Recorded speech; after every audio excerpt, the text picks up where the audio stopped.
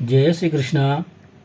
पुरुषोत्तम महात्मा अधिक मास अध्याय 27।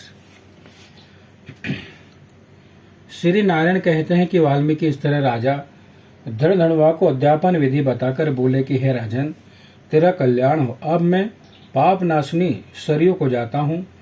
तब राजा आनंद युक्त स्त्री सहित उनकी पूजा करने लगा। ऋषि ने राजा की पूजा को अंगीकार कर उसे आशीर्वाद दिया।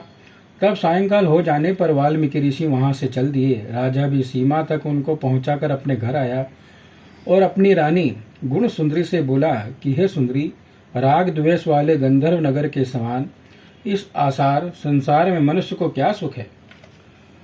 अध्रुव शरीर को छोड़ ध्रुव को प्राप्त करने के लिए, पुरुषोत्तम का स्मरण करने के लिए मैं वन में जाता हूँ। तब वह पतिव्रता ऐसे वचन सुन अत्यंत नम्रता से हाथ जोड़कर बोली कि हे पतिदेव, मैं भी आपके साथ चलूंगी। पतिव्रता स्त्रियों के लिए तो पति ही देवता है। इस तरह प्रिया का वाक्य सुनकर और अंगीकार करके राजा पुत्र को राज्याभिषेक कर स्त्री के साथ तत्काल मुनियों से सेवित वन को चला गया। इस तरह व्रत की विधि में स्थित हुए तपोनिधि राजा की पतिव्रता रानी सेवा में तत्पर रहती। राजा के इस प्रकार करते हुए संपूर्ण पुरुषोत्तम मास समाप्त होने पर वहां पर विमान आया और विमान पर चढ़कर वह सुंदर नवीन शरीर धारण कर तत्काल गोलोक में चले गए। श्री नारायण कहते हैं कि नारद, इस पृथ्वी तल में पुरुषोत्तम के समान कुछ भी नहीं। 1000 जन्मों तक तप करने से भी वह फल नहीं मिलता जो पुरुषोत्तम के सेवन से मिलता है। जैसे बंदर ने 3 रात्रि स्नान करने से करोड़ जन्मों के पाप नष्ट हो गए थे। श्री पुरुषोत्तम मास में अनजाने ही उस दुष्ट बंदर के स्नान होने से पूर्व कुकर्मों का नाश हो गया और वह सुंदर शरीर धारण कर विमान पर चढ़कर गोलोक को चला गया। हे तपोनिधि, सब लोगों के हित के लिए वह कथा मेरे से कहिए कि उस बंदर के 3 रात्रि कहाँ पर स्नान किया।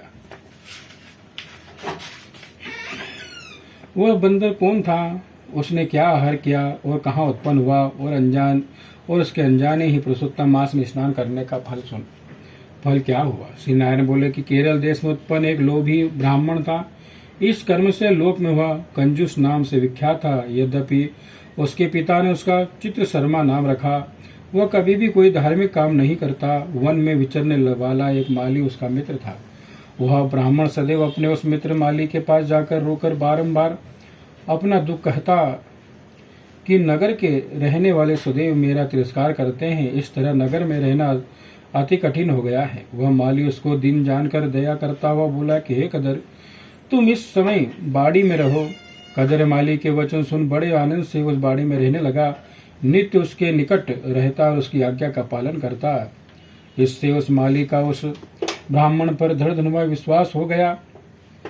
तब उस माली ने अत्यंत विश्वास में अपने समान उस बाड़ी का उसके पति बना दिया और सब प्रकार से बाड़ी की चिंता छोड़कर स्वयं राज मंदिर में नौकरी कर ली। इधर अत्यंत लोभ से दुर्लभ कदर बेचने से बचे हुए फलों को बड़े आनंद से निर्भय होकर खाने लगा।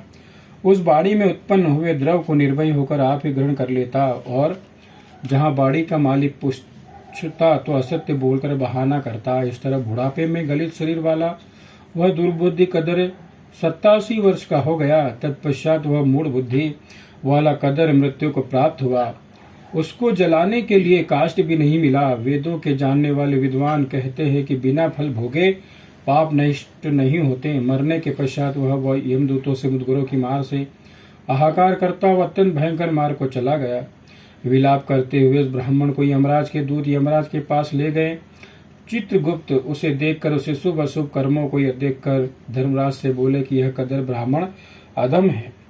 इस दुर्बुद्धि वाले धन के लोभी का कुछ भी सुकृत नहीं है। यह बाड़ी में रहता हुआ बड़े पाप कर्म करता रहा।